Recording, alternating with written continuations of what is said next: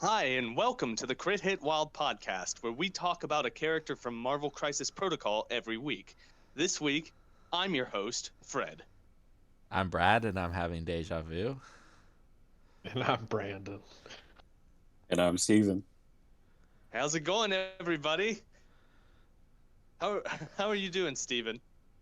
I'm fine, Fred. I drove from Charleston, South Carolina today to your fair city, so I'm here in time for the tournament coming up on Saturday. We call that drive the downgrade. How are you doing there, Brad? I'm doing pretty good. How I are you feel doing, like I had Brandon? more to say last time. I feel like this was the most positive you've ever been on your introduction on how you are. You're normally just like, I'm fine. I'm fine. Well, I didn't work this week, so. Oh my God, rub it in, rub it in. I cracked 60 hours. What? Hey, everybody who's listening out there, our energy is gonna be a little weird this episode because this is our second time recording this episode. We did a Hulk record that was taken away by the podcast Krampus, so it's in a bag being beaten for being bad, and we're redoing it. All right, let's move on to our news and announcements. Uh, what all has AMG come out with? We now know that We just recorded this. How have you forgotten everything? I'll tell you how, because it was 24 hours ago, and I'm tired. I'm tired. What did they come out with? They released what the next pack is Squirrel going to be, Girl and it is going to be and Squirrel Gwenpool. Girl and Gwenpool. Yes, that is correct. Uh, I think they look really good. That was. I think that they are really cool looking models. They are definitely cool looking models. Yeah, I'm excited. I'm excited. I'm not,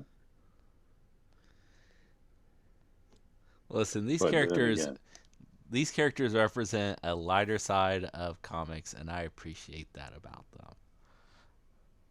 I I like these hold out characters a hope lot. that maybe Gwenpool will be affiliated with AIM. It's possible.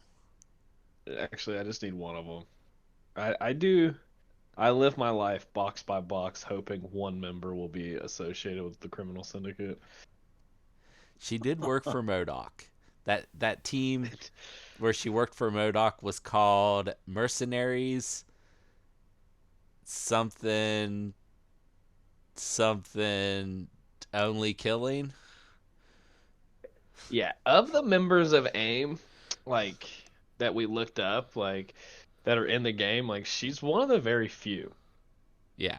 that it would not be affiliated that was on the list. So So I'm is excited for the Gwenpool idea of her being criminal syndicate, potentially criminal syndicate. Yeah. is is Gwenpool a bad character? Like, is she No, a she's a good villain? guy. Okay. Then why is she working for Modoc? Because she started out as a mercenary, and she mostly chose to do the right thing despite what she was getting paid to do.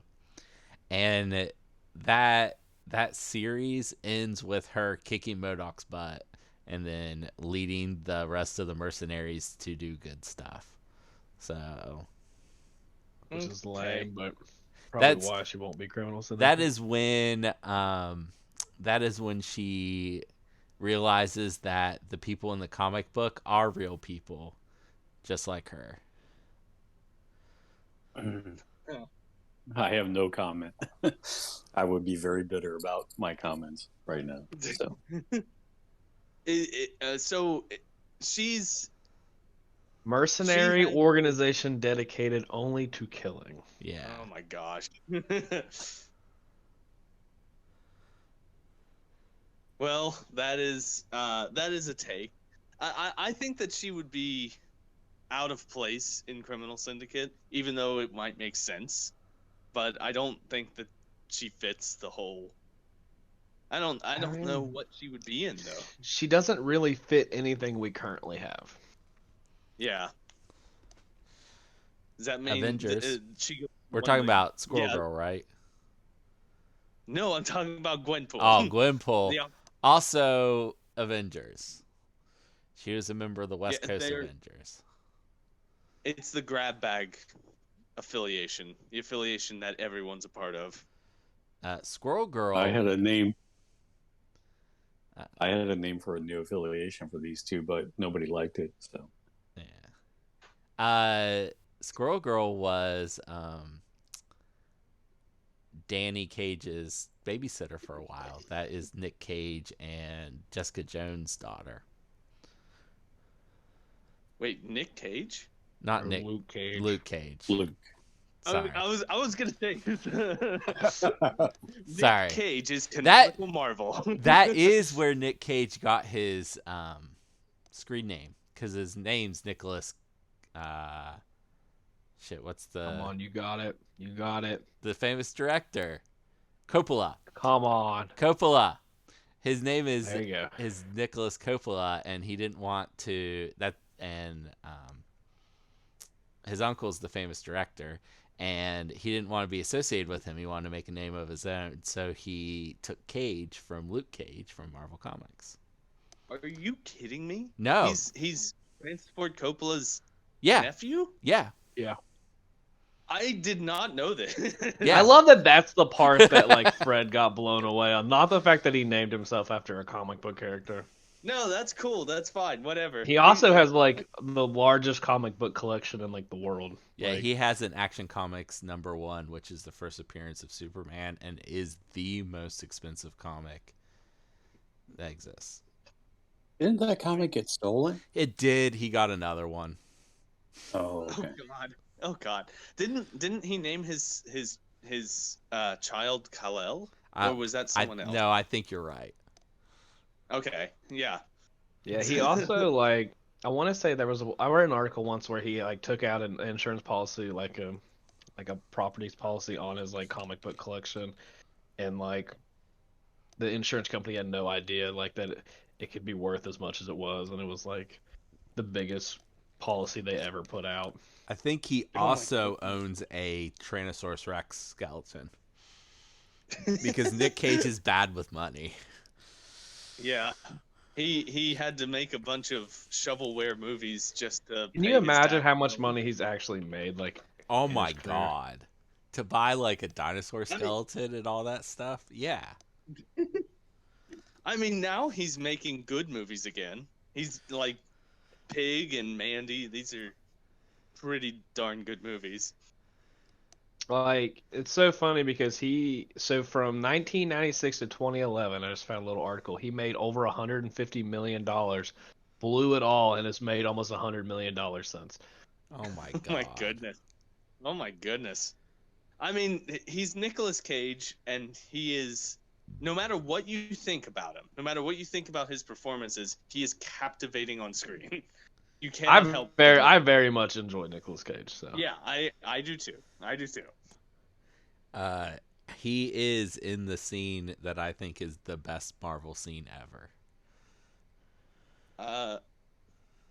He's in it? Yes. I can only think In of one the character he's in. First Ghost Rider in- movie. Oh, Ghost Rider. In the first Yeah, Ghost yeah, Rider movie, he is drinking jelly beans out of a martini glass while watching cartoons. It is fabulous scene. that definitely happens. I thought you were talking about Into the Spider-Verse. No. Where he No, that plays he is very good in that too. Yeah, he played the noir Spider-Man. Yeah, for all the troubles in the first Ghost Rider movie, as a campy movie, it's actually pretty good. I enjoyed it. Hey, I have never seen either one of the Ghost Rider movies. Don't watch the I've second never one. seen it. Your eyeballs The will fact that melt out of your head. the fact that you knew there was a second one's pretty impressive. I did know that there were two. I think the second one failed to. Its failing was it didn't lean even more into being a horror movie. I think if it went all out and was just a straight up horror movie, it would have been better. I agree with that statement. Yeah, but the production on the first one was so much better. Well, they didn't have a whole lot of money for the second one. Yeah. I like the Harry Fonda character in the first one, though. The first one's worst thing. The worst thing about the first one is the CGI of the time. Fair enough. But, I mean, Well, they didn't use very much in the of it. game, you got to use, in previous times, you got to use, what was the card that gave you wall crawler for a turn?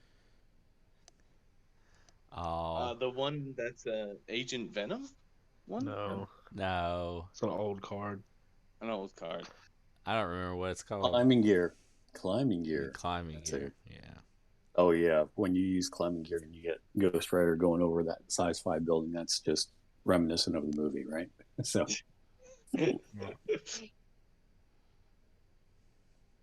True. Well, let's.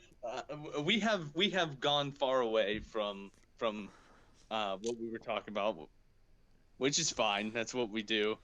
But let's move on. Is there any other news and announcements? I don't think there are. There's nothing else Not about that they've MCP. released. Not about MCP.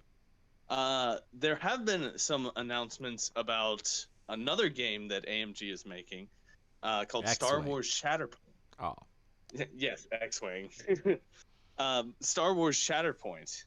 Do you want to cover the salient points Yeah. there about what Yeah. released? Before I do, Fred, I've been watching Rebels, right? I do, yeah.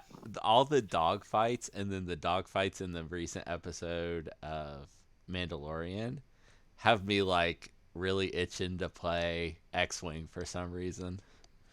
Oh my god. Anyway, Shatterpoint. So we learned about how combat works, and the short of it is I'm a big fan. So there are two different types of dice. The attack dice are 8-sided, and they have 4 different symbols. They have a crit, which can't be blocked, a regular hit, which can be blocked, combat expertise, and failures. The defense dice are d6s, and they have 3 different symbols. There's a block, which blocks hits.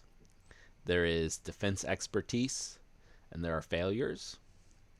Let's cover the expertise thing first. So how many expertise you roll on the attack cards, which they're called stance cards.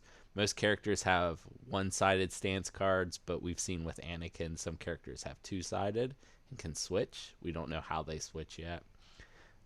Anakin's one is more offensive and one's more defensive. But there are expertise charts for attack and defense, and you get extra results and like some special things. So it might be that you get on defense, you get extra blocks for rolling expertise. It could be that you change a crit to a hit on the attack dice. On attack, you can change a hit to a crit. You could cancel a block, like change a block to a failure. You can get extra pushes, extra moves, stuff like that off of expertise.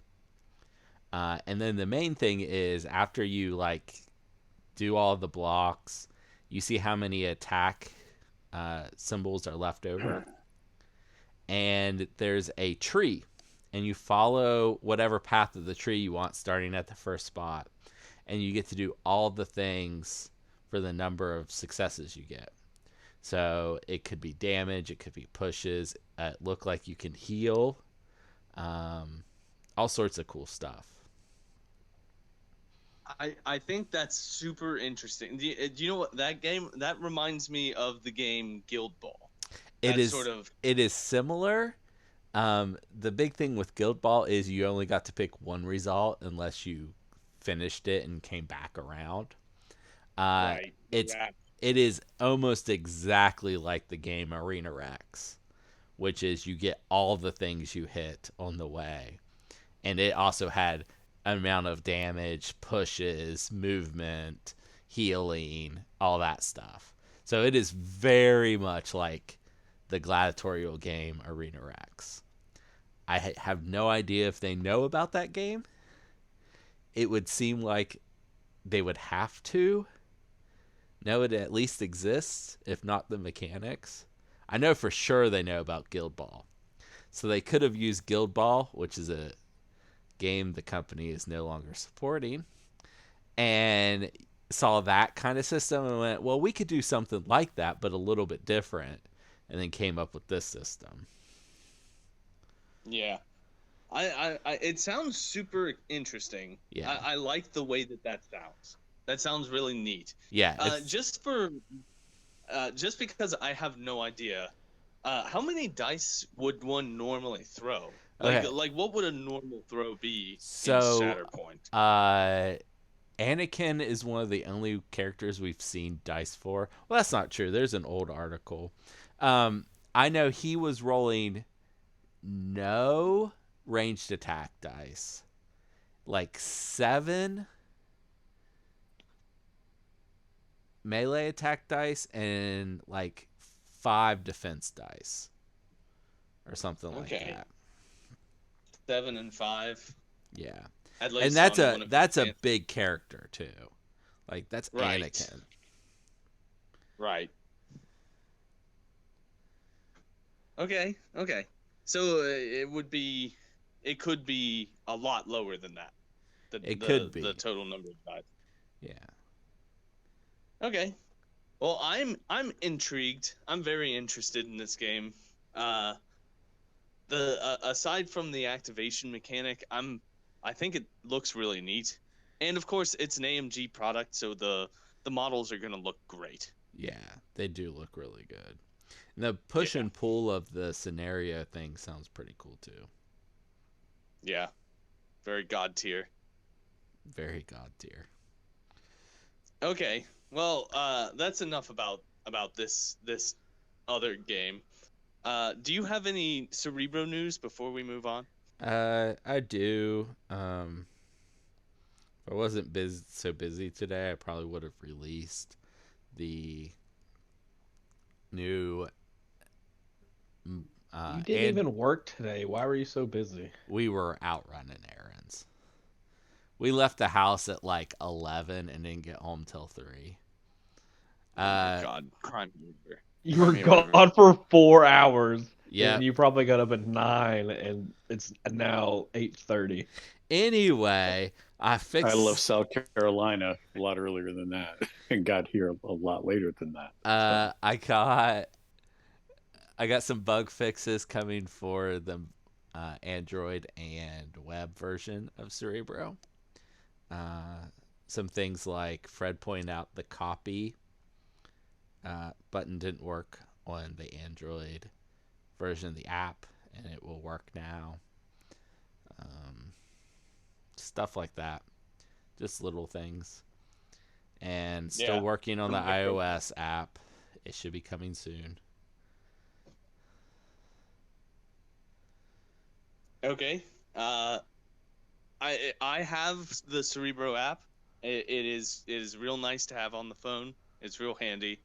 Anytime I want to mess around with my list, I can just press the app, and it's right there. It's real handy. Well, now that we've gone through all of the news, the first thing that I want to... Oh, actually, I have one more piece of news. There is a tournament this Saturday, which there's no way that you will be listening to this in time to attend unless you're already on the way. It's March 18th, as in what?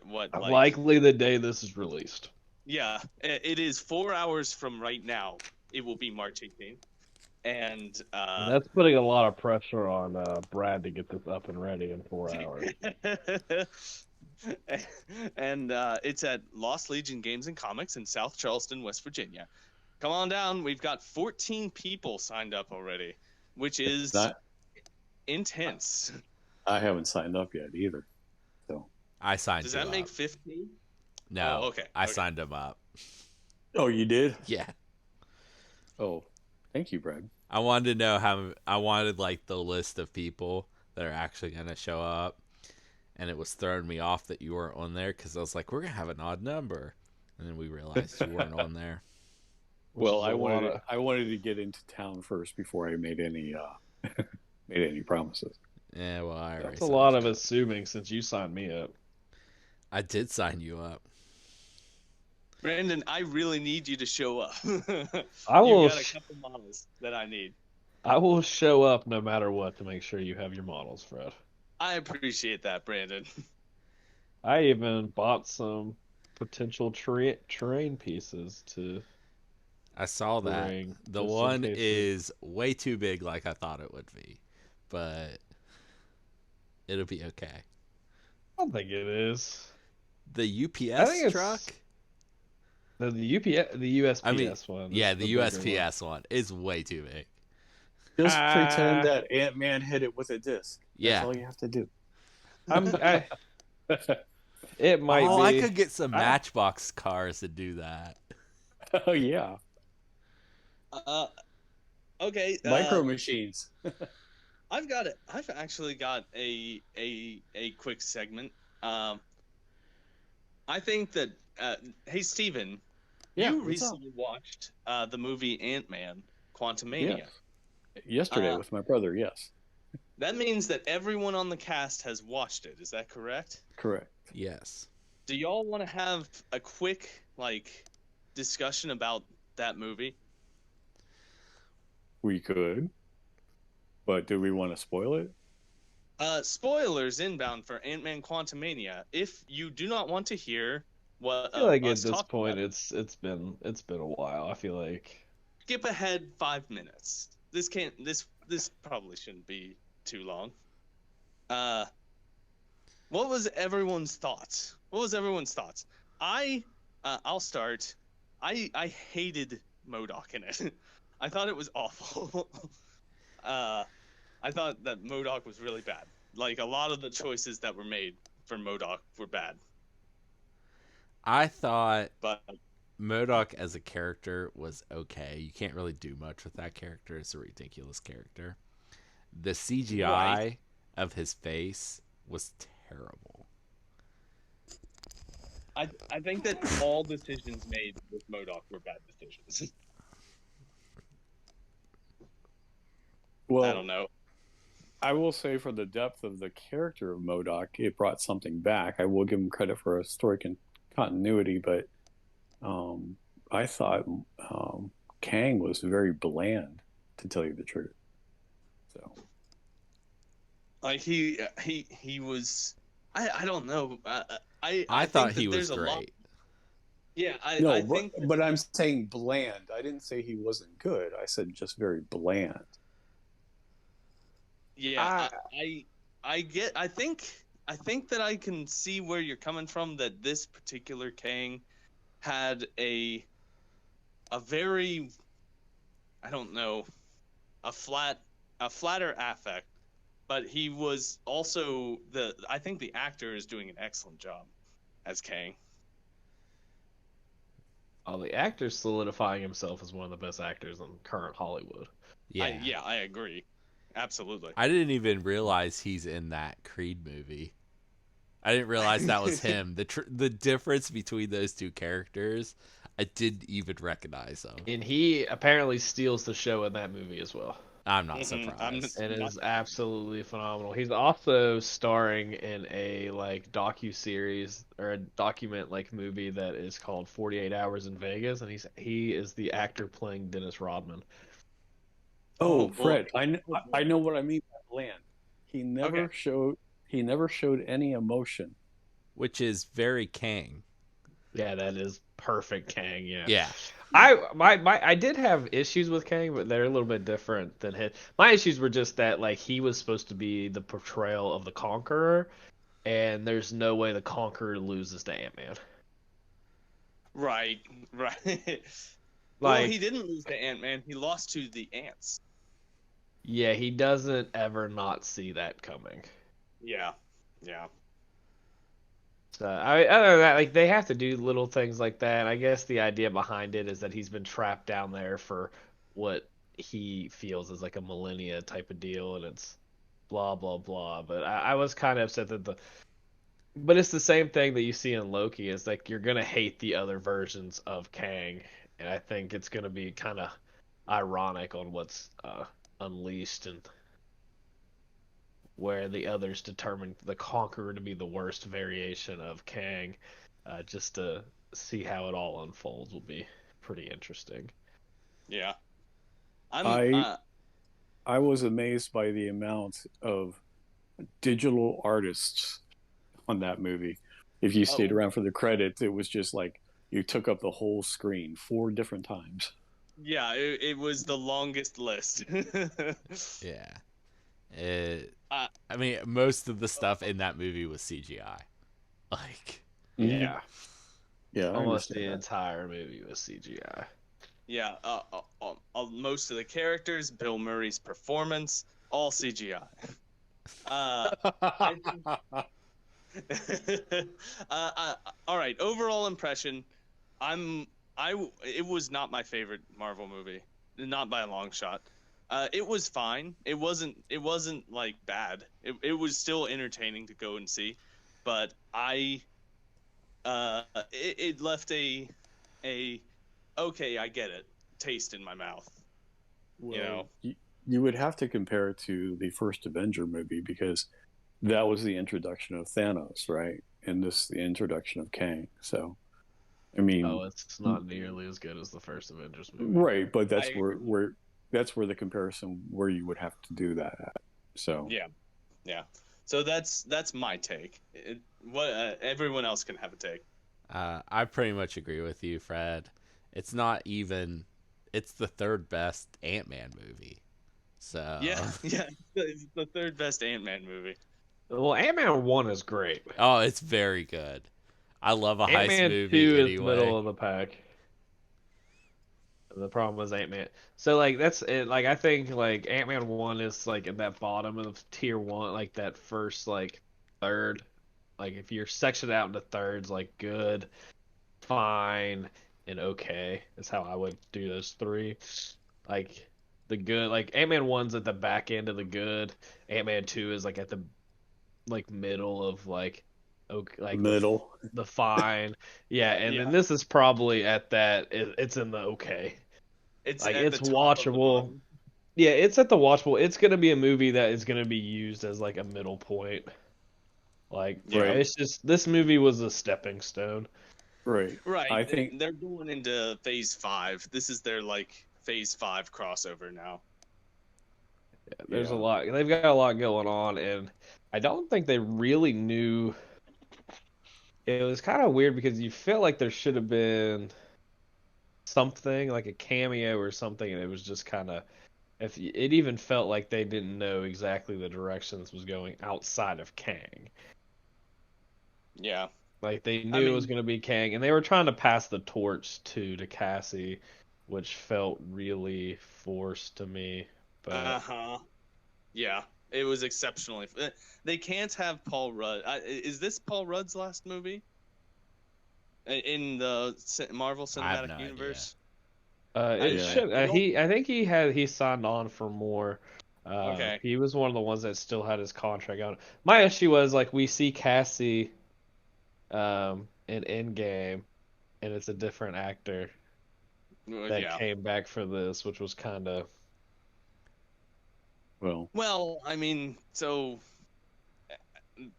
I think that the idea there, I don't know if there's an idea, but you can't have a character that has a less than 2 minute portrayal in a movie have a big role. Like they're gonna want a lot more than that in that movie. Well, I I don't think know. what happened. I just think is what happened was they did not plan on her doing anything going forward, and that changed somewhere. I bet right. you're correct. I bet you're correct. I think what we're going to get into in this phase is the fact that the phases before you could say those movies were a lot more crunchy. They weren't intellectually deep, but I saw Strange and now this one. and these things are getting more of a cerebral tone to them. So maybe they'll have less appeal just because of that. I mean, that's I know what you're talking about. Like, this one wanted to go into it did a very poor job of describing the quantum realm and quantum stuff. And Yeah. like the Doctor Strange was trying to introduce the concept of the multiverse, and this is stuff that it's really getting in the weeds of the lore of the Marvel universe. Right. This is And the esoteric stuff, right? I mean, this is the yeah, stuff that people are not so familiar with. And, Frenchie sells, right? I mean, it's like we like good guys beating up bad guys, and sometimes good guys lose and then they come back. I mean, that sells. So, right. Yeah, they're never gonna recapture the greatness of like the Winter Soldier in a movie where they have to spend half the movie describing the concept of a multiverse.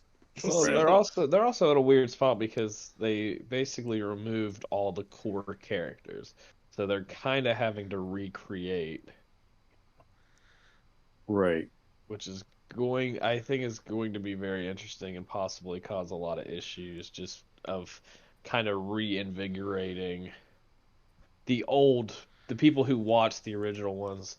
Like this might be something that picks up really well for like new people or younger people because they didn't really get to see the old ones when they came out, because like it's Well, gonna Thor's be still hard around, right?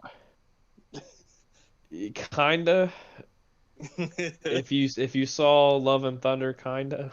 No, I Yeah, didn't, but Yeah, so you're kinda. not. Your It's answer's not. kinda.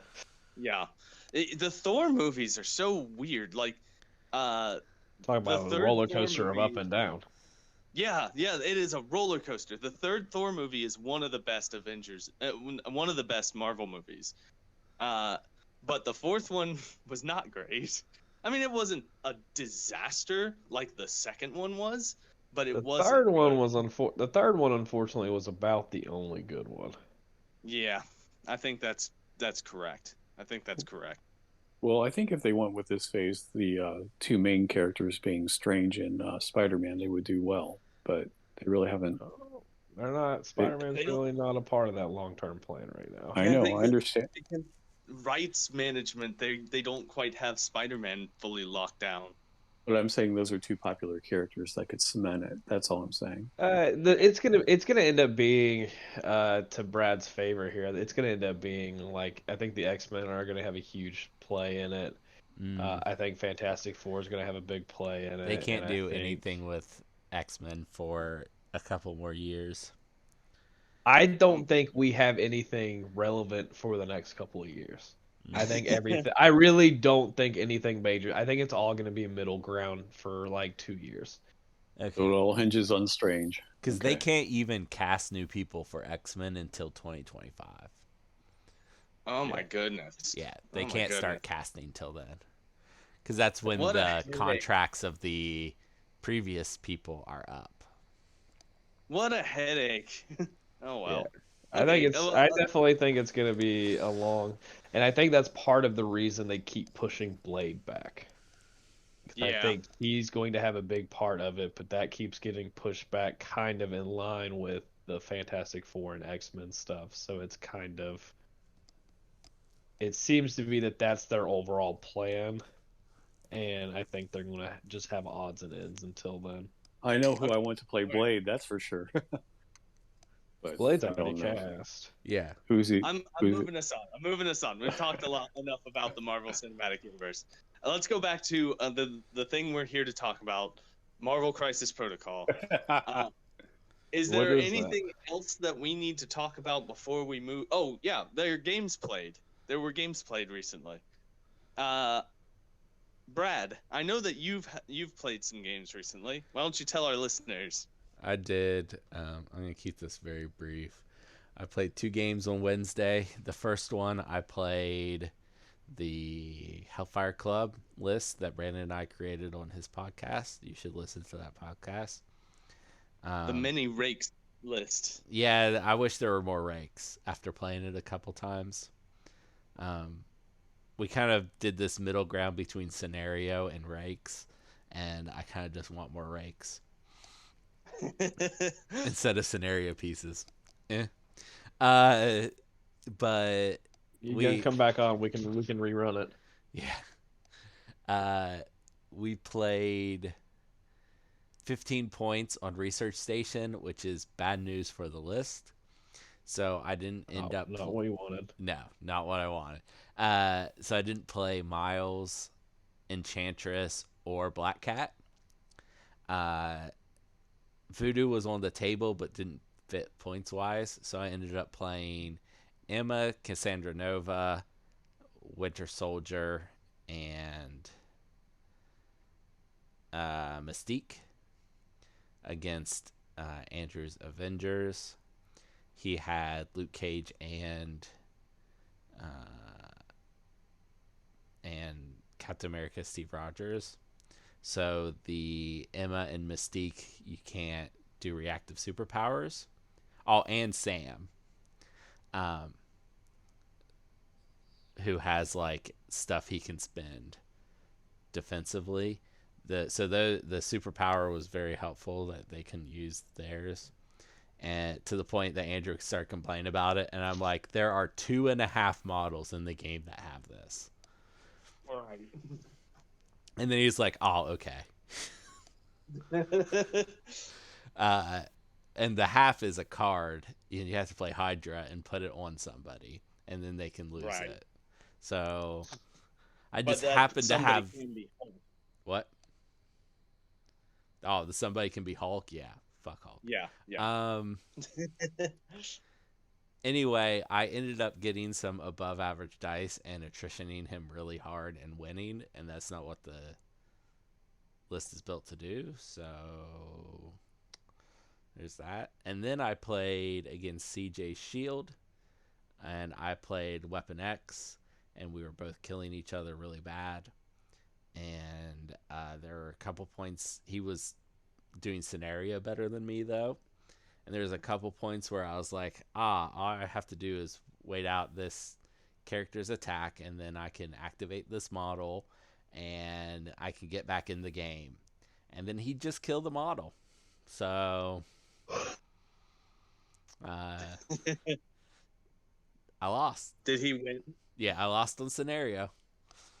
Well done, CJ. Good job. Way to beat Brad. Brandon, did you have some games that you wanted to talk about? Yeah, I played a different Hellfire Club list against CJ on Tuesday. And unfortunately for him in that game wasn't really close for him. My list is a lot more attrition based. And I basically sucked. He was playing Shield. I basically sucked Nick Fury into my side of the battlefield and just eviscerated his lineup as they came towards me, which is what it was.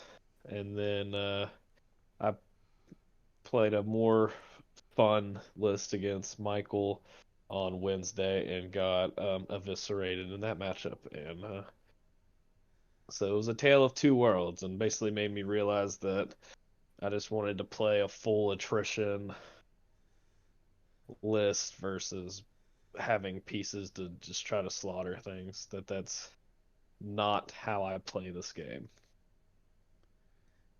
Right. At all. So, yeah. As anyone who's ever played a game. And I feel like I always do that where I'm like, I know this is what I'm good at, but I want to play this game that's dice dependent. And then I'm like, oh, like I had Corvus who had a whole activation where he didn't deal. Him and Proxima had 4 attacks. 2 attacks dealt damage. One of them was an execute attack. No. So like, it just wasn't a great. And Corvus had 10 power when he started his activation and only dealt like I think 4 or 5 damage to the activation, so it wasn't a good time. Yeah. Yeah. But that's what dice do. That's what dice do, baby. Your greatest enemy is dice. Yeah. It's one of those things where I just kept looking down and I was like, I want to throw stuff. Where's my throws at? And I'm like, I don't have them. And I was like, because even in the first game, I only had like a size 2 and a size 3 throw, because the thing everyone loves to forget is Dr. Voodoo has a throw, um, I know which is he's. it's just like it is funny because it's just like plastered in his card. And people like when I played CJ, I was like, yeah, I'm gonna use Voodoo and I'm gonna throw Nick Fury, or I'm gonna throw like Hawkeye into Black Widow, and he was like, what? And I'm like, yeah, like I'm gonna Dr. Voodoo has a throw, and he was like, a character throw, and I'm like, yeah, or terrain, and he was like, what? I'm like, yeah, yeah, just yeah. I was like, it's right here. It's in between all these other really great things he has. Yeah, But yeah, yeah. I'm To gonna, be fair, the fact that the character throw is buried on Doctor Voodoo's card just goes to show how much good stuff is on that card. yeah, because it's in between possession and recall spirit. It's just like hanging out there in the middle, and it's like, oh yeah, I can just throw stuff. And then I threw a size 3 terrain, and I was like, yeah, well, I sucked the Brother Daniel token back, and then threw a size 3 terrain, because if you have the token, you can throw a bigger size terrain. He was like, what is happening? And I'm like, I gotcha. Because basically, what I ended up doing is I had Venom and Voodoo, so I pulled someone in with Venom, and then I threw him into somebody else, like on the next action with Voodoo, and it was just kind of slightly chaotic, and it was just one of those things where it was just a lot of attrition and just kind of ended up. I basically just and I used Emma that entire game to just make sure all my characters had extra power. Like I was just setting everybody up to where they were sitting on an objective or had one, and then I would just be like, all right, cool. At the end of the turn, I'm going to use the affiliation so I can give everybody extra power and like heal. Like that's all I did, and just left Emma kind of guarding like a point flank. So All right. it Well, was a good time. Steven, did you have any games recently that you wanted to talk about? No, I haven't played since the last time I came for a tournament. So I've been Uh, itching to play. yeah. You and me both. It's been a Really? dry spell. Yeah. Oh, but that's because my work. I've been working Wednesdays all the time, so it's tough for me to get down there. Yeah, I think Well, it's. I'll say. I think did you got down the week after the tournament? And I don't think you've been down since. that's possible. Yeah. Okay. But I could be That's remembering distinctly the week possible. of. I could be remembering the week of the tournament too, because it was been a while. No, it was the week after because I played the Midnight Suns. Yes, yes, that's That's correct. all right. Well, let's move on.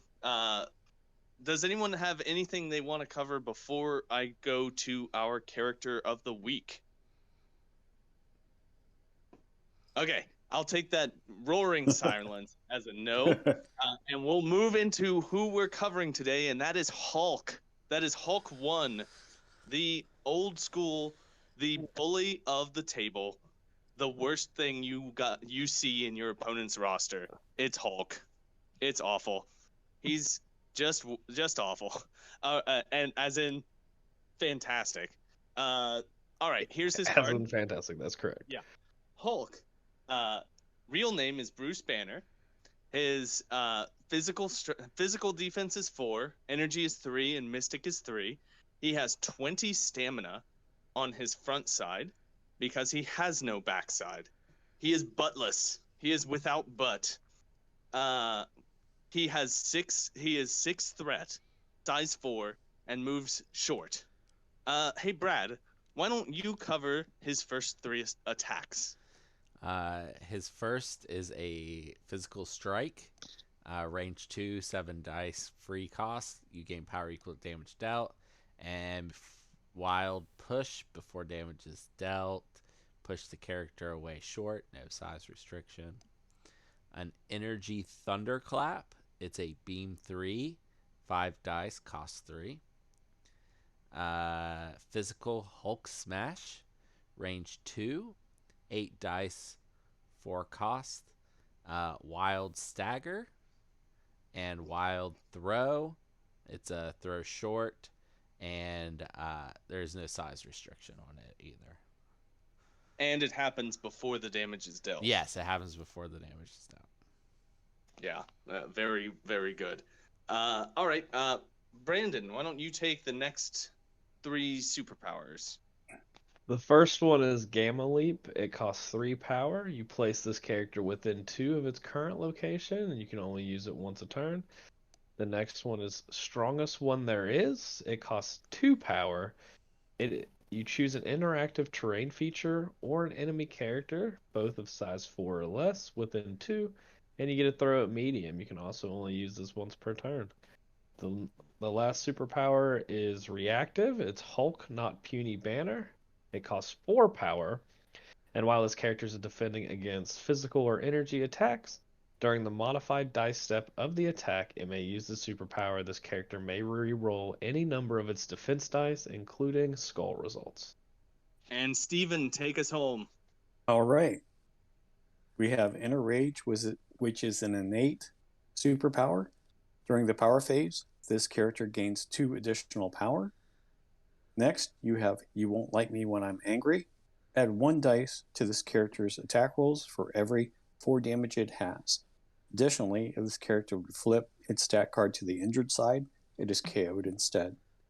And last but not least, we have immunities, and these are to poison and stun.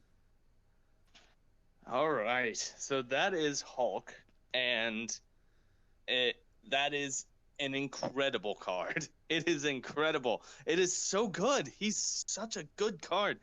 All right. Let's discuss this. This card was also a buff. This card, when they did the erratas, was changed drastically, and I think it was made it's definitely made too good. It had too much of a buff. Absolutely. Why don't you talk about him, Brandon? What's your take here? So like the biggest thing about Hulk is you can remove Thunderclap, you can remove Hulk Not Puny Banner, and You Won't Like Me When I'm Angry, and you have a 7-threat Immortal Hulk. Like it's just crazy. Like he has all these things. So like say you are about to kill him and he has 16 damage.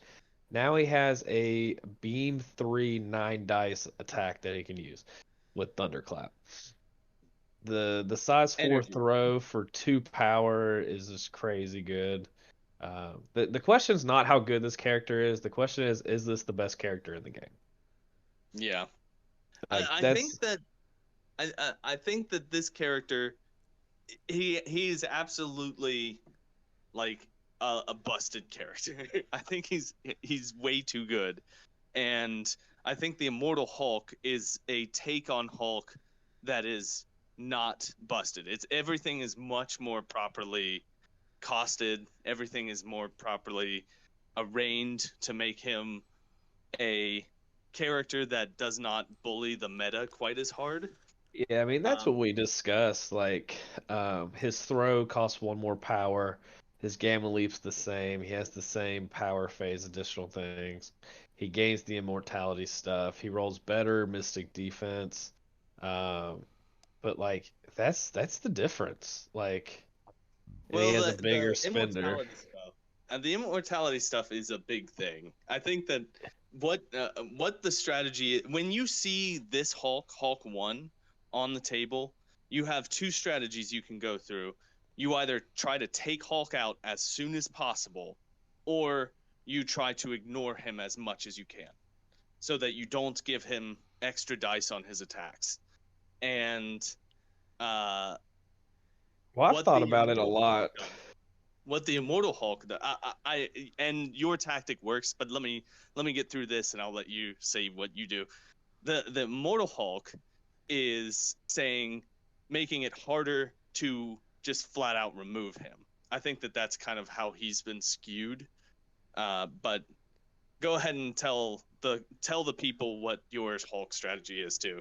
Yeah, I mean, I got a little bit different of Hulk strategy. The one thing, I mean, I've thought about it a lot more. I think you just ignore the Immortal Hulk, and I think that ends up causing them to lose the game. I like where he only has the 1 smash, which is it's a good attack, and it's a range 2 attack where he can move. He's gonna be on a large base. He's got the wild throw, but like he's not gonna add a ton of dice to that. I think he's gonna be a lot easier. The Immortal Hulk is the fixed version of Hulk. So like Hulk when it came out was a bad character. They did a very poor job it was bad. Yeah, They his physical they defense was a 2. Yeah, they re-errated it and they made it entirely too good. And then Immortal Hulk is definitely feels like the fixed version of the character. Um, my big thing against Hulk is it's very hard to kill him because when you start to kill him, you really just got to kind of like attack him. You got to take like one decent attack into him and just see how much damage you do, just to see if it's going to be worth it. Because like if you do like an 8 dice attack and you get like 3 damage, just move on. Like don't do it. It's just not worth it. Like, but if you get like 8 damage, you're like, all right, I can now you can start putting you can kind of start chip damaging your way up to 20. Um, but yeah, my big thing against Hulk anymore is I just play characters who can throw size 4 characters, and I just throw Hulk into people and just try to kill the rest of their team with the Hulk. A very valid strategy. I don't know. And it's not and the thing is it's not even a great strategy. It's just like the only strategy that doesn't suck Right. completely. Like because Right. ignoring him, he's just gonna go around and kill stuff. At least you can. At least I'm just gonna try to use him to throw. Like in the list that I play the most, I have 3 characters who can throw him. 2.5. I have 2.5 characters who can throw him.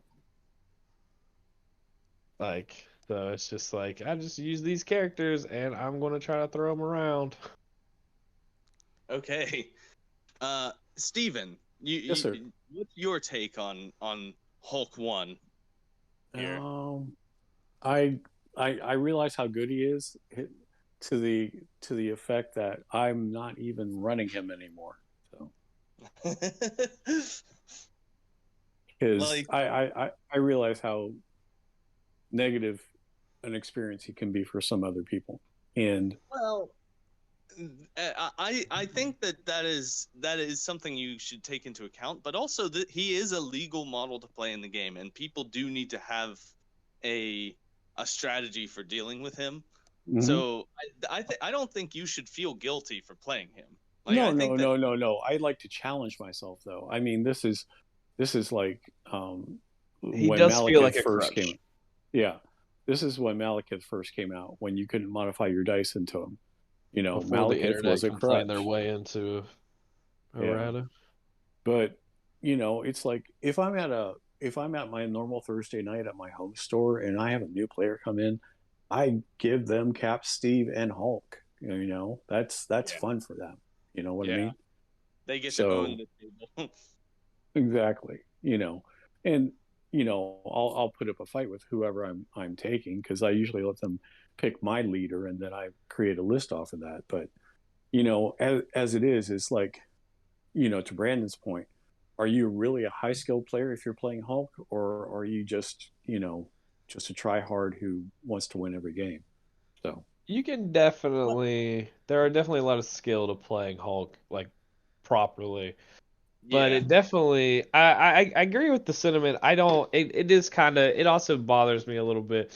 Kind of to Brad's point, I like to give him crap about it all the time because when we play on Wednesdays, or even when we play after tournaments, he's like, "Are we having a fun game, or are you playing Criminal Syndicate?"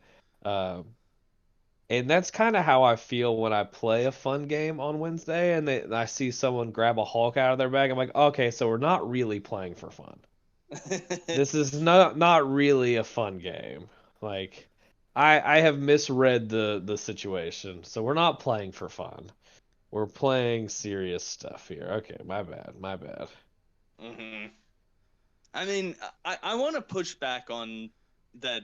Hulk makes you the idea that Hulk makes you a bad player, or perhaps not the most skilled, because there are plenty of skilled people who use Hulk. That's a very So I it, think the he's a meaning good of the argument, I think I want to just chime in real quick, Fred. I didn't mean to interrupt you. So there's a big conversation in Magic that anyone can play Burn, but not everyone can play Burn well. I think that's the Hulk argument, is that anyone can play him and he's going to be really good, but to be okay. great with Hulk, you have to kind of have those reps and stuff. Yeah, that is fair. That's fair. Yeah, he's. I mean, he is a character that you put him on the table, he's gonna do work. He does the Lord's work. You can literally just blindly just stick your finger on an ability and be like, oh, it's a good one to use this turn, and Right. you're kind of fine. Like, Yeah. Mm-hmm. Yeah. Okay. Brad, what's your take on Hulk? I go back and forth on whether I think that he's only the best model in the game or if he deserves a nerf. Um, I would. This is the this is the only thing that's got me like kind of believing people who think that original Hulk and MODOK are gonna get rotated out. Is that this Hulk seems like he's on the verge of being too good. Yeah. the way MODOK was before he got nerfed. That's true. The way MODOK was before he got nerfed. Because that's the big part for those who did not get to play when MODOK was before that errata. MODOK was the Hulk is now. He was in every list. You played MODOK all the time. He was absolutely phenomenal. And that is a gorgeous model too, for the record. Like one of the first models they put in after the core box, like that model was really well done. The new one looks even better. The new one does look great, but God, that stat card is hideous. Oh yeah, the art on the stat card. Oh God, it's so bad. we have covered this ground well. Yeah, Hulk is very, very, very, very good. Yeah, like I said, I'm. It's not that how good is he is. The question is he the best model in the game? And I don't. I think it's a two-person race. I think it's between him and it's between Two Stones Thanos. I don't know who else is as good as they are, or I as think, warping on the table as they are. yeah, they are meta warpers. They are characters that you have That to sounds like a expect. Saturday morning cartoon from when I was a kid. The Metal Meta I Warper. think it was, yeah. And the thing was, and they both, and it's really kind of funny because Thanos caused a bunch of new restriction and a bunch of changes. He didn't get any himself, but they errated the stones to be restricted, and that you had to put them on him in the roster. Like he had multiple changes to nerf him, and he's still one of the best models in the game. That's just how good he was before that. Where Hulk got buffed, and they buffed him too much. And that's what makes. The more I think about it, it's not going to be surprising to me if in the standard or the whatever what are the two names for the formats? Standard and extended. Oh God, there's literally just magic terms. I Uh-huh. should have known that. They're literally just magic terms. Okay, so in the standard format, Hulk and MODOK are not going to be legal. They're only going to be legal in the extended format. This is speculation. I would like to Yes. clarify. Yeah. Yeah. It's pure speculation. It just won't be surprising to me at this point because of how much they changed those characters. Where MODOK doesn't, and MODOK's still good. He just doesn't see nearly as much play.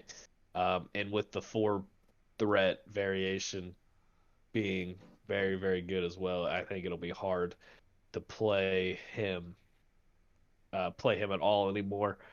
And I think this Hulk's the exact opposite. I think the Immortal Hulk's the fixed version of Hulk, and I think Immortal Hulk's very good. But if there's no Hulk, I don't think we see Immortal Hulk nearly as much as we see Hulk, Right. which is right. probably good for the overall health of the game. I have a fun Yeah. fact for you guys if you want. What's that? I watched the stream driving. Well, I didn't watch the stream. I listened to the stream driving today from Atomic Mass Games. Yeah. Confirmed that Immortal Hulk is a defender. Okay. I didn't Okay. think he would be affiliated at all. Yeah. That is No. a weird variation to be affiliated, but it kind of makes sense if they're going to. That just makes me think more that they're going to. Oh God, I don't know. I don't like. I don't even want to say it. Okay. Let's move on to his tactics cards before we give him a letter grade. So the first tactics card is called Agents of Smash. It is unaffiliated and active. and if Hulk and She-Hulk are within range 2 of the same interactive terrain feature of size 5 or less, they may spend 3 power each to play this card. Hulk and She-Hulk. Choose Hulk or She-Hulk to throw the terrain feature. Wow, I was having trouble reading there. And throw it long. Wow. Someone else should read the rest of these. But this is exactly the kind of card that you were describing during our Immortal Hulk episode, that or during the one where we covered Immortal Hulk's cards, that you wished that his cards were like. Like this. Yeah, I just want them to be fun cards. This is a fun card. Play it at your table with your friends and family. Throw the Sanctum Sanctorum at somebody. It'll be really fun. It'll be really cool to pull off. Don't bring it to a tournament. Right. Yeah, this is not a tournament card. This is just a fun gonzo card. It's kind of like, it's more useful than this card, but it's kind of like that Kraven the Hunter card where he just becomes Spider-Man. Like, it's a weird card that you would never play at a tournament, but it would be really fun to pull off. Why at some would point. you downgrade Kraven to be 4-point Spider-Man? I know. That's what I was thinking too. I just think it'd be really fun to throw the Sanctum Sanctorum at like a bullseye or something. That's like annoying the crap out of you. Just like just like you will die. I threw a building on you. This is the only size 5 throw, correct? Yes. The only size 5. The only possible way to throw a size 5 terrain piece in the game. Yep. Yeah. It is a fun card. There is an AMG release piece of terrain this card cannot throw though. That's true. Is that the Quinjet? Yep. Because that is Good job, Fred. Not throwable. Not throwable. The one thing the listeners are gonna miss is that in our original cast there was so much information you had just never knew about. yeah. That I kept going like, wait, what? That's the thing? Yeah, we blew Fred's mind repetitively in the original cast. It was a good time. Well, to be fair, you've blown my mind in this one when you told me about Nick Cage, being Francis Ford Coppola's nephew. All right, let's move on to the next card. What is someone else? I can read Anger Management. Okay, yeah, go ahead and read it for me because I'm having trouble seeing it. Anger Management is the next card. It's an Avengers affiliated card. It's an active card. Any non-Hulk Avenger character within range 3 of an allied Hulk may spend up to 5 power to play this card. The allied Hulk suffers damage equal to the power spent and gains that much power. The only good thing about this card is the art, and that's Hawkeye throwing cupcakes at Hulk. Right. I didn't realize that. That is so their relationship in the comics.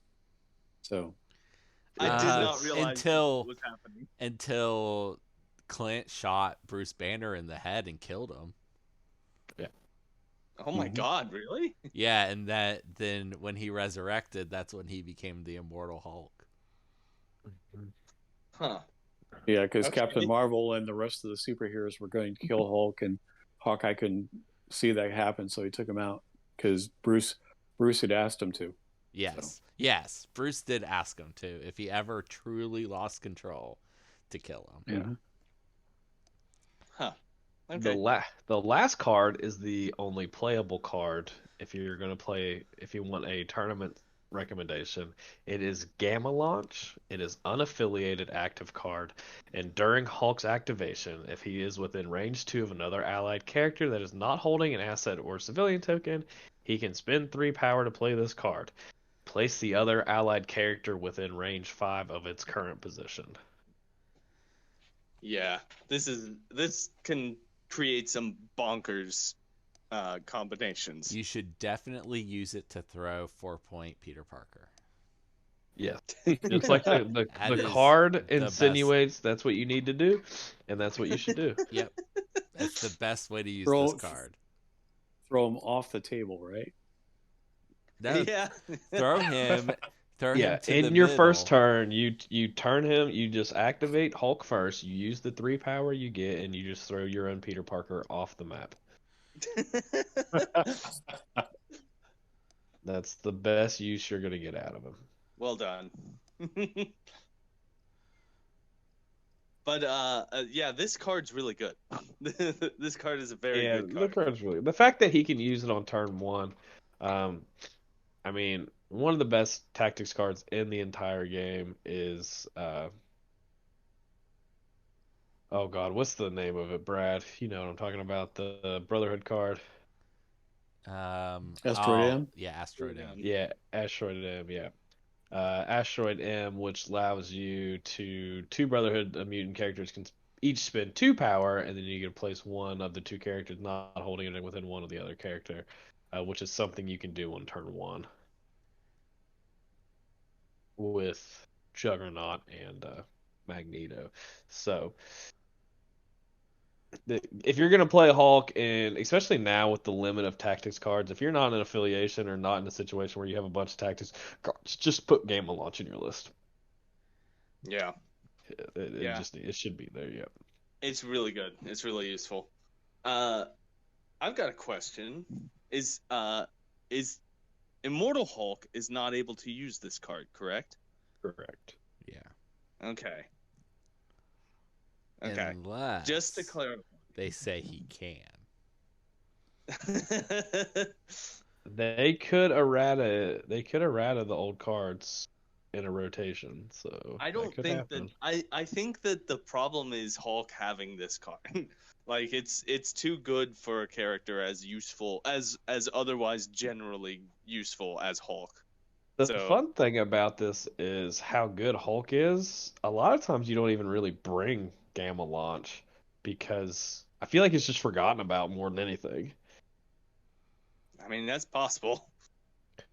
Like I kind of, well, I mean, I forgot about it. I mean, I've played against Hulk a bunch, and I forgot about it when I was building my Hellfire Club list. I was like, I think I want to put Hulk in there just because I'm kind of putting like some of the best models in the game, and just kind of I have a little mini strategy involved of pulling and throwing, and just being able to just obliterate like one person at a time type of deal. And it's one of those I was like, oh, Gamelon seems really good. Which then I was like, oh, I can throw Corvus Glaive up to the middle range 5 and then have 2 ranged attacks on the very first turn while they're on their back line. Mm. You stop that right now. You stop that right now. That's gross. You're gonna make me throw up in my mouth. I mean, it was all in good fun. Fred, you could run Spider Foes with Hulk and throw Venom into their back line. Oh my god, you're right. That's cool. That is cool. To be fair, Uh, that's one of the main plays I currently have is Venom, doing it with Venom because I took Corvus and Proxima. You do it with Venom, and then you have range 3 attacks on one, and you can pull people towards you. right. Yeah. So those are Hulk's cards, and one of them's fun, one of them's bad, and one of them is good. It's the full gamut of cards. Uh, anyway, let's move on to our letter recommendations. I think I'm not gonna be surprised here. This is we're gonna sound like a snake today See, because we're all gonna give him an S. We're No, giving it's him an not. S. A So, slippery snake. Yeah, like I think it's the same thing. I think we just need to have the conversation if we think he's the best model in the game. he I don't think is. we need to give him a grade. right. Yeah. Okay. So, is he the best model in the game? See, Uh, uh, I believe that Brad is agreeing in Spanish. see. Okay. So, What the listeners I didn't know is Fred didn't catch that for literally an hour last night. because I kept thinking he was trying to troll us by giving Hulk a C. Anyway, I think that Hulk is all right. So I'll go first. I think he is the best character in the game. I think he's the best model in the game, the best single model in the game, I should say. He is, He just does so much so simply, and he and is. he's 6 points. Yeah, he's 2 points cheaper than his competition and doesn't take a restricted spot. Yeah, he's incredible. It's unbelievable how good he is. Okay, now tell me why I'm wrong, Brandon. I'm not sure you're necessarily wrong. I still think it's Two Stone Thanos because I think he impacts the board more, and it's very hard to play against Two Stone Thanos. I think it's easier to play against Hulk than it is to play against Two Stone Thanos, is really where the argument comes by. Yeah.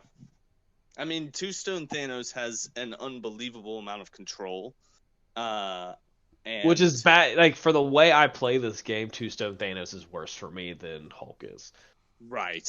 And Hulk's bad for me. Like, we're not gonna sit here and pretend like, oh, I can. No, it's not. It's still a miserable situation. Like, he throws medium. Most of my characters are moving short. Like, I will not play Brace in my list because of that situation. Like, Yeah. I have to have Indomitable because I have to prevent the movement at some point. Is pretty much my argument. I don't think, like I said, I don't think you're wrong in your opinion either way. Um, if you're picking between those two models, just for me personally, I think I can play against. I have a better match. I would rather see someone put a Hulk on the table. Like when Josh plays Guardians of the Galaxy, I would much rather him play Hulk than I would him play his Two Stone Thanos. Okay. Okay. What about you, Steven? What's your take? I would have to agree with Brandon on this one. You really have to play around Two Stone Thanos. Yeah. You know, You really can't is the problem. right? Exactly. Now, if he didn't have the cosmic portal on his healthy side, yeah, I would give it to Hulk all day long. But it's that one power that he has on his front side that just makes everything so difficult. So, yeah, I think he's in the conversation, obviously, but I think Thanos with um, that cosmic portal just edges him out because it's so debilitating. It just makes Yeah, everything worse. we're arguing over 1A and 1B at this point. Right. Yeah. This is like an argument over inches in a football game. Yeah. Do you want $1 million now or do you want $1 million in 12 seconds?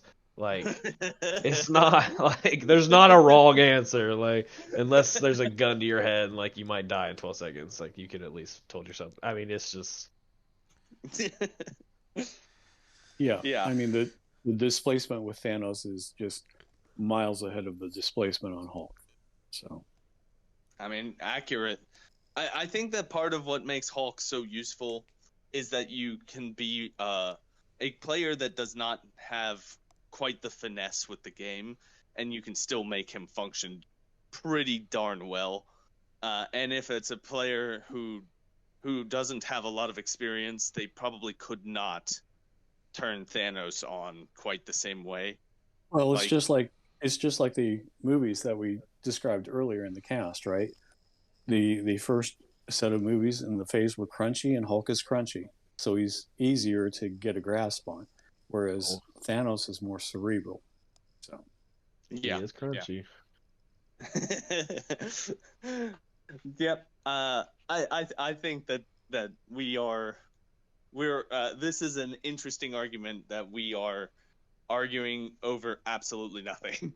It is they are both unbelievably good characters, Yeah, and this is a bar argument. Like, there's no right, no one's right, no one's wrong. I'm right. You're Like, wrong. okay, Brad. God, I hope me and Brad get matched up in round 1 tomorrow. I can make sure that doesn't happen. I wouldn't. I know you can, and I wouldn't, but I could. well, let's so move we'll all on. know what happens if we don't get matched up in round 1. Everybody, you heard it here first. Let's move on to And then I want it to be superpowered scoundrels and mutants, or senators. That's what I want it to be. No. All right, Brad, what's your comic book recommendation? Strangely, Hulk has never been in a comic book before. He's created for believe the it. movies. No. I've got 3 Hulk stories here. This won't be as much fun this second time because this is what this Because time I've heard them. Fred's mind got blown. But this list does not contain my favorite Hulk story because I think that is a separate version of Hulk that we are going to get in the game eventually. There are several different versions of Hulk, so I tried to find stories that focused on Savage Hulk, which seems like the version of the Hulk that we get in the game, as opposed to Immortal Hulk, which isn't that much different. Joe Fixit, which is the Gray Hulk. Smart Hulk, which may have had a different name, and so forth.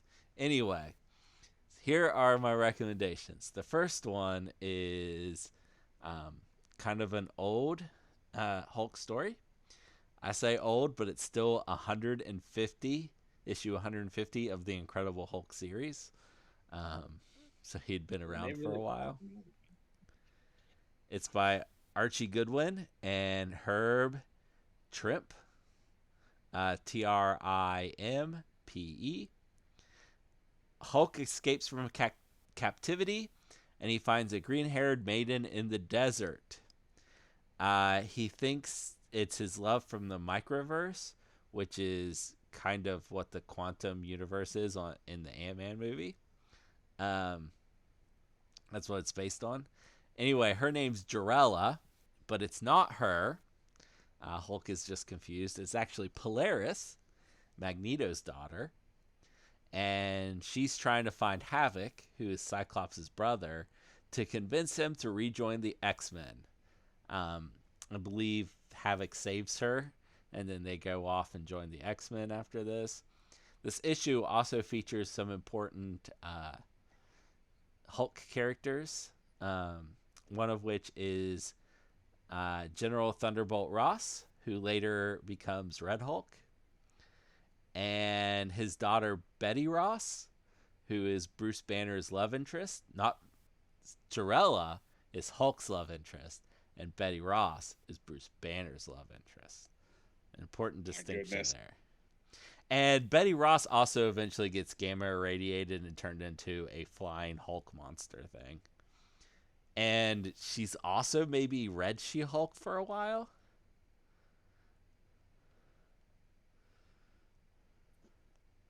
There's so many heckin' Hulks. There are a lot of Hulks. What is going on? What is going on? You know, there's a whole planet of Hulks, Fred. Oh my goodness. Oh my goodness. No, there's not. Don't. Why would you tell him? Oh, okay. I thought you were just mistaken. No. No, then I was going to explain to him that there's a whole Planet Hulk movie and comic series, and that's my puppy. There is a Planet Hulk comic series and movie. In fact, there are really two Planet Hulk movies because Thor: Love and Thunder, most of that storyline, not the Ragnarok stuff, but the gladiatory fighting and breaking free and all that, that is based on the Planet Hulk comics. You said Love and Thunder. It's Thor Ragnarok. I meant Ragnarok. Thor Ragnarok. Yes. Yes, Thor Ragnarok is mostly based on Planet Hulk. Yes. Loosely. Yeah. Okay. Okay. Listen, I could have had Fred so good there. You could have. Yeah, you could have. You could have had me. You could have had me. The next issue that I have here is kind of a famous one. It's Incredible Hulk 181. It's by Lynn Wein and Herb Trimpe.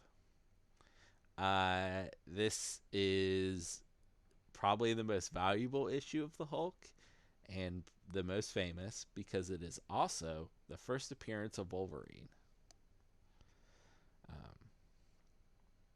who turned out to be a popular character, let's just say. So Hulk is fleeing the military of the U.S. and he ends up landing in Canada. The Canadian government doesn't really want Hulk running around destroying stuff, so they send out their newest weapon, the Wolverine, to take care of him. A Wendigo which is a Bigfoot / Sasquatch type creature that is created when a human eats another human's flesh, but they are only created in Canada, and if you take a Wendigo across the Canadian border, they just turn into a regular human again. What a weird rule. What a weird. Yeah, Marvel Canada is super special. It's a magical land filled with magical people. It is in the Marvel universe. Anyway, so and in our universe,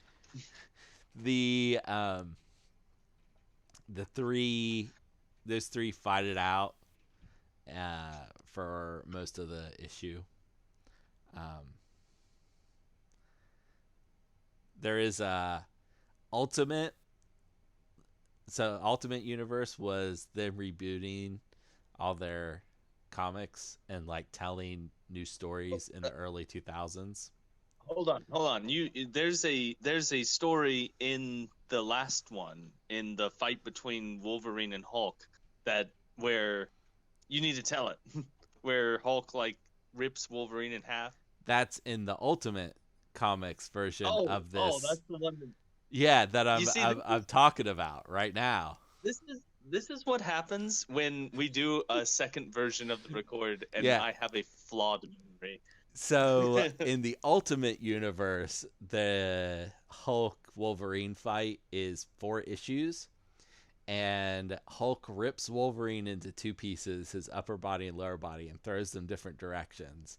And Wolverine's upper body has to like crawl over to his lower body miles away and reattach it so that he can fight Hulk some more. Hey, Brad. I'm sorry. I was going to say, have you ever heard of the Incredible Hulk Volume 3, number 8, the Stay Angry issue series? No, I don't think I know that one. It's actually a pretty fun series because Bruce Banner is like the crazy one in this set of stories, and it's done by Jason Aaron, and the penciler inker is Steve Dillon, and the colorist is Frank Martin Jr. But it is the Hulk persona is actually calm and reserved, but what happens is when he reverts to Banner, things go haywire and people manipulate him and bad things happen. So he teams up with the Punisher in this first one, and he has to stay angry so he can't revert to Banner and cause more problems. So because he gets manipulated when he's Banner. So it's a pretty interesting take. Yeah, that's a flip flop of what it normally is. Mm-hmm. My last recommendation, also a single issue, is Incredible Hulk Volume 2, number 25. Paul Jenkins and John Romita Jr. Bruce Banner is in mourning over something that happened. I'm not going to say what. And the different versions of Hulk that I was talking about earlier, they fight it out in his mind.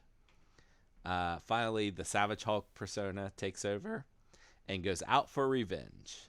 And he finds the person who is responsible for the thing that made him sad, and he fights him, and it's one of the best Hulk fights in any comic. If you're a Hulk fan, you probably will like this issue. I'm leaving it kind of vague because there's lots of spoilers there if I talk about it, but you should check it out if you like Hulk. Check those out if you like Hulk. I think that Hulk is. I personally think that Hulk is an inherently flawed concept, which is why there are so many different versions of the Hulk. Right. I guess that's how you keep him interesting. Yeah, but not if you're Fred and just didn't know any of them existed until yesterday. Well, they keep trying different things. Like, my favorite version of Hulk is Joe Fixit, who is not as strong as Green Hulk, but he's a lot more cunning. Not really smarter, but more cunning. And he's basically just a criminal.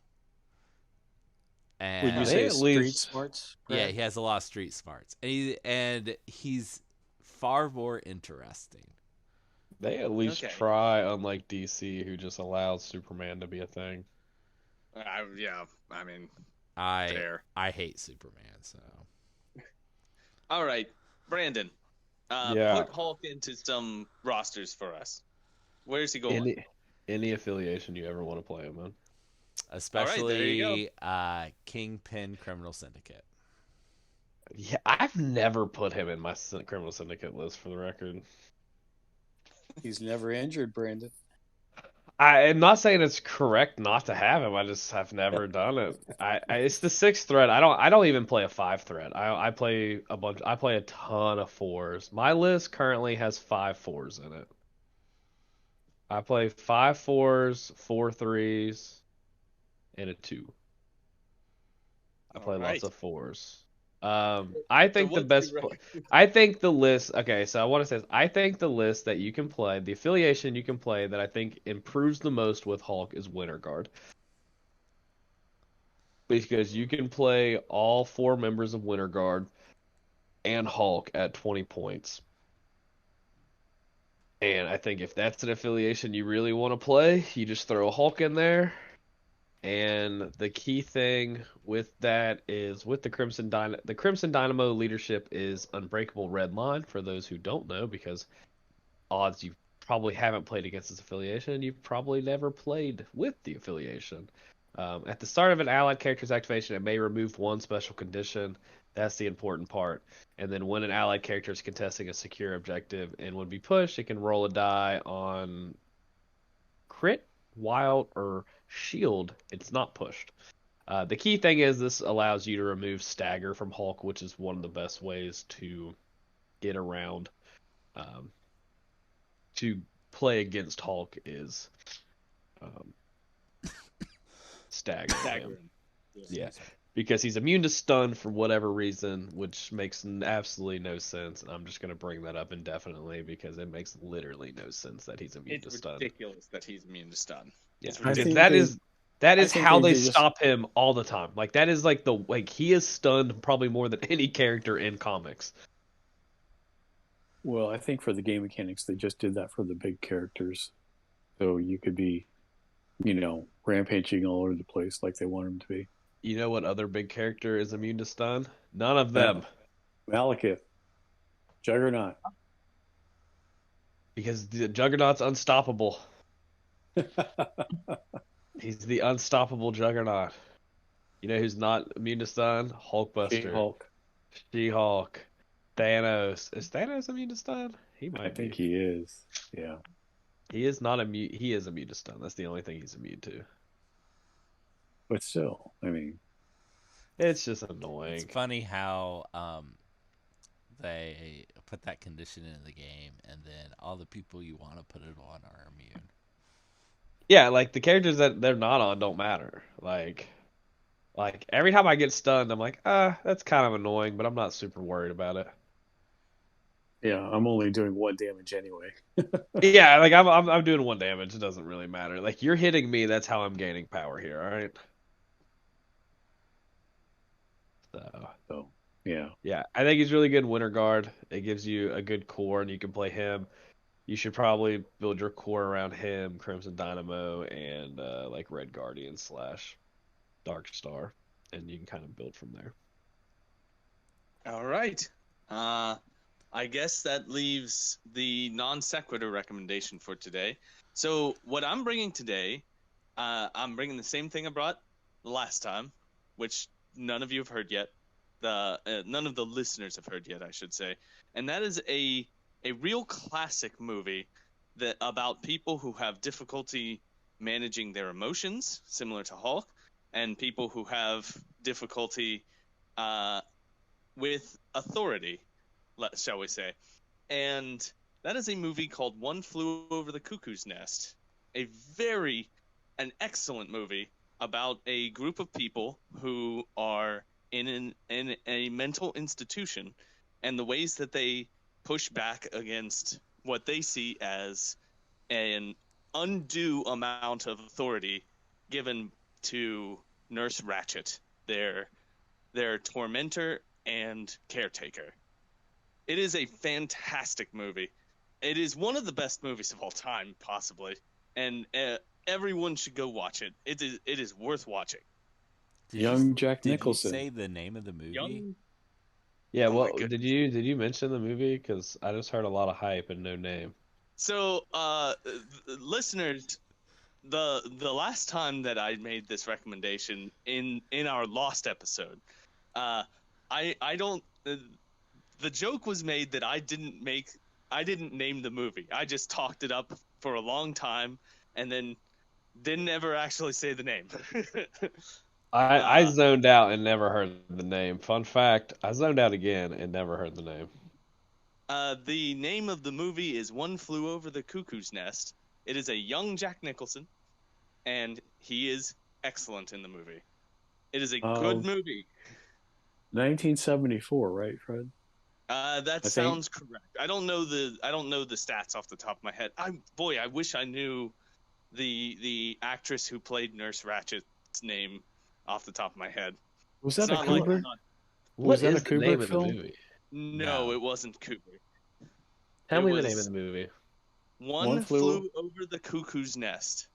Okay, thanks. The character you're looking for the name of? Nurse Ratched Nurse is Ratched. Louise Fletcher. Yes, she is so good in it. She is just absolutely compelling in how benignly evil she is. She's I incredibly have seen evil. this movie, ironically. You've seen it?